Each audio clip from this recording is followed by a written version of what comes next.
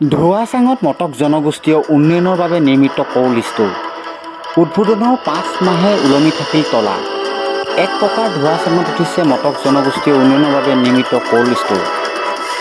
প্ৰায় 5 মাহৰ পূৰ্বে মটক স্বায়ত্তশাসিত পৰিষদে চাবুৱাৰ বালিজান চাৰিডিঙত মটক জনগোষ্ঠীৰ বাবে নিৰ্মাণ কৰিছিল এটি ক'ল্ড ষ্ট'ৰ, যিটো ষ্ট'ৰত জনগোষ্ঠীটোৰ কৃষকসকলৰ উৎপাদিত ফচলসমূহ সংৰক্ষণৰ ব্যৱস্থা কৰাৰ কথা আছিল। কিন্তু আচাৰ্যভাৱে উদ্বোধনৰ প্ৰায় 5 মাহে অতিক্ৰম কৰাৰ পিছতো আজিকো প্ৰতি কাৰ্যক্ষম নহ'ল এই ষ্ট'ৰটোৰ গেটত ওলমি থাকিল প্ৰকাণ্ড তলা। এই ক'ল্ড ষ্ট'ৰটো যি দেখিবলৈ পাইছোঁ, তেখেতলোকে নিৰ্মাণ কৰি কিনে সম্পূৰ্ণ হ'ল বুলিয়ে ভাবি লৈছে। কাৰণ এইটো যিহেতু আমাৰ আজি 4-5 মাহ হৈ গ'ল, 4-5 মাহ পূৰ্বে অপেনিং কৰিছিলে, সেইখন শুভোদ্বোধন কৰা হ'ল। আৰু তাৰ পৰা কিন্তু এইটো যি ব্যৱহাৰ কৰিব লাগিছিলে সেই ব্যৱহাৰ হোৱা নাই। আৰু কাৰণ বৰ্তমান সময়ত আমাৰ মটক জনগোষ্ঠীৰ ৰাইজে ক'ত খেতি কৰিছে, ইয়াত যে এইসমূহ কৃষিজাতৰ সামগ্ৰী ৰাখিবৰ কাৰণে প্ৰথম লক্ষণীয় বিষয় সেইটো। প্ৰথম খেতি কৰিবৰ কাৰণে আমাৰ জনগোষ্ঠীৰ ৰাইজক সুবিধা দিব লাগিছিলে। আৰু মই কওঁ যে এটা কথা, জনগোষ্ঠীৰ ৰাইজৰ কাৰণে যিহেতু টকাসমূহ আহিছিলে, জনগোষ্ঠীৰ ৰাইজৰ অজ্ঞাতে খৰচ কৰিবলৈ কাৰো মানে ইয়াত অধিকাৰ নাই। কাৰণ কেলে জনগোষ্ঠী উন্নয়নৰ স্বাৰ্থত অহা টকাখিনি কনষ্ট্ৰাকশ্যনৰ কামসমূহত লগাই এই ধৰণে খৰচ কৰাটো কিন্তু ভুল। কাৰণ জনগোষ্ঠীৰ ৰাইজৰ কি উন্নয়ন হৈছে প্ৰথম সেইটো চাব লাগে। আমি কি ক্ষেত্ৰত কেনেকৈ ধৰণে কৰিলে উন্নয়ন হ'ব। যদিও বনাইছে বেয়া বনাই, কিন্তু জনগোষ্ঠীৰ ৰাইজৰ মাজত আলাপ আলোচনাত বহিছিল নে, বা ৰাইজৰ আদালতত তেখেতলোকে এই কথাটো প্ৰকাশ কৰিছিল নে যে এনেকৈ ধৰণে আমি এটা আঁচনি নিৰ্মাণ কৰিছোঁ। সিহঁতি আজি যদি আমি প্ৰশ্ন কৰোঁ, তেখেতলোকে উত্তৰো দিব আমি বনাইছিলোঁ। কিন্তু কেনেকৈ ধৰণে বনাইছিলে? নিজৰ ঘৰতে বছৰেকীয়া পাতি নিজে পিঠা ভগাই খোৱা ধৰণে কাম কাজবিলাক কৰে সিহঁতি। কাৰণ কেলে নিজৰ মাজতে আকৌ তদাৰক সমিতি বনাব, ক'ৰবাত নিজৰ মাজতে কিবা এই চোৱা চিতা কৰা কিছুমান মানে এটা গ্ৰুপিং বনাই ল'ব আমি কামসমূহ কৰিছোঁ বুলি, কিন্তু আকৌ নিজৰ মাজতে গামোচা পিন্ধিব। তেনেকুৱাবিলাক মিটিং কৰি কিনে বা সভা পাতি কিনে আমাৰ জনগোষ্ঠীৰ ৰাইজলৈ অহা টকাখিনি আত্মসাৎ কৰাটো কিন্তু আমি সম্পূৰ্ণ বিৰোধিতা কৰিছোঁ। আৰু এই কাৰ্যত লিপ্ত থকাসকলক মই তীব্ৰ ভাষাৰে গৰিহণা দিছোঁ। কাৰণ জনগোষ্ঠীটো এনেই আমাৰ নিম্ন পৰ্যায়ত আছে বৰ্তমান, মটক জনগোষ্ঠীটো। গতিকে জনগোষ্ঠীটো কি ধৰণে উন্নয়নশীল দিশত লৈ যাওঁ, আজি শিক্ষা দিশত হওক বা ক্ৰীড়া দিশত হওক বা সাংস্কৃতিক দিশত হওক, কেনেকৈ আমি আগবঢ়াই লৈ যাওঁ, এই কথাটো সদায় চিন্তা কৰি যাব লাগে বুলি মই ভাবোঁ। গতিকে ৰাইজৰ আলাপ আলোচনাত বহিব লাগে, ৰাইজৰ মাজত আলোচনা কৰিব লাগে। কি কাৰণে কৈছোঁ মই, আজি বিভিন্ন প্ৰান্তে প্ৰান্তে বিভিন্ন জিলাত আমাৰ মটক জনগোষ্ঠীৰ ৰাইজে বসবাস কৰি আছে।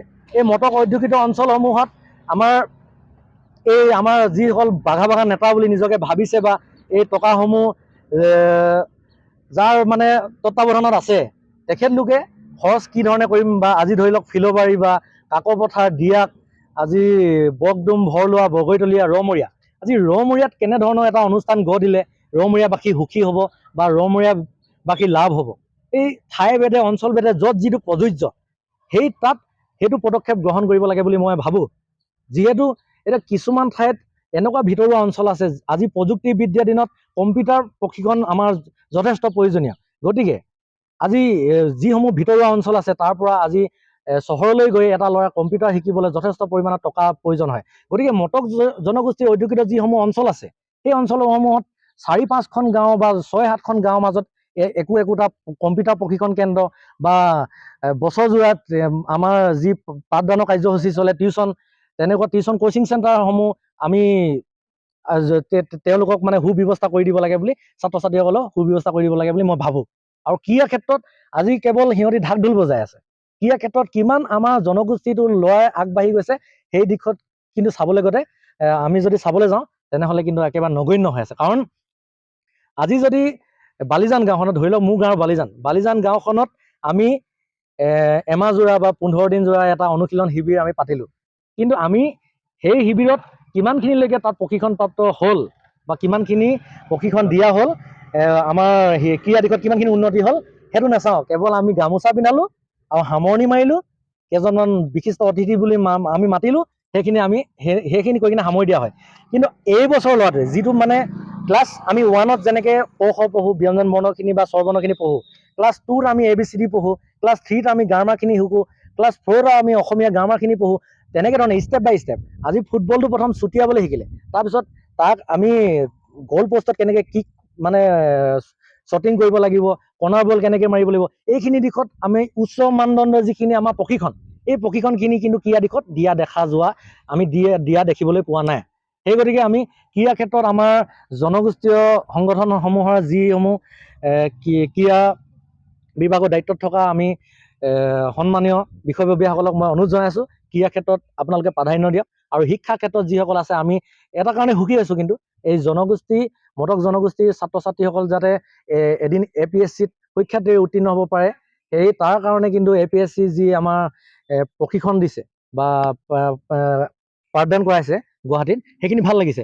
কিন্তু আমাৰ এই প্ৰথম অৱস্থাত প্ৰাথমিক শিক্ষাটো আমি শক্তিশালী হ'ব লাগিব। গতিকে প্ৰাথমিক শিক্ষাত ধৰি লওক কোনোবাই অসুবিধা আছে নেকি, সেইবিলাকো খবৰ খাতি ল'বলৈ মই শিক্ষা ক্ষেত্ৰত যিসমূহ শিক্ষা বিভাগৰ দায়িত্বত আছে তেখেতলোকে এই বিষয়ববীয়াসকলক মই অনুৰোধ জনাইছোঁ। আৰু সাংস্কৃতিক দিশতো আমাৰ কিছু মানে আগবাঢ়ি যাবলৈ আমাৰ প্ৰয়োজন আছে বুলি ভাবোঁ। সাংস্কৃতিক দিশটো যদি নাথাকে, আমি এটা জনগোষ্ঠী হিচাপে আমি পৰিচয় দিবলৈ আমাৰ কি থাকিব? গতিকে আৰু তাৰ উপৰিও আমাৰ এই মটক অধ্যুষিত অঞ্চলসমূহত যিসমূহ আমাৰ বিদ্যালয় আছে, প্ৰাথমিক বিদ্যালয় হওক বা মধ্য ইংৰাজী বিদ্যালয় হওক বা উচ্চ মাধ্যমিক বিদ্যালয় হওক, এই বিদ্যালয়সমূহত আমাৰ যে ছাত্ৰ ছাত্ৰীসকলে কেৱল চৰকাৰে দিয়া সুবিধাসমূহ প্ৰকৃতাৰ্থত তেখেতলোকে এই সুবিধা গ্ৰহণ কৰিবলৈ পাইছেনে নাই পোৱা, এই ক্ষেত্ৰত কিন্তু শিক্ষা সম্পাদক বা শিক্ষা বিভাগৰ দায়িত্বত থকা জনগোষ্ঠীয় এই নেতাসকলক মই অনুৰোধ জনাইছোঁ। ধন্যবাদ।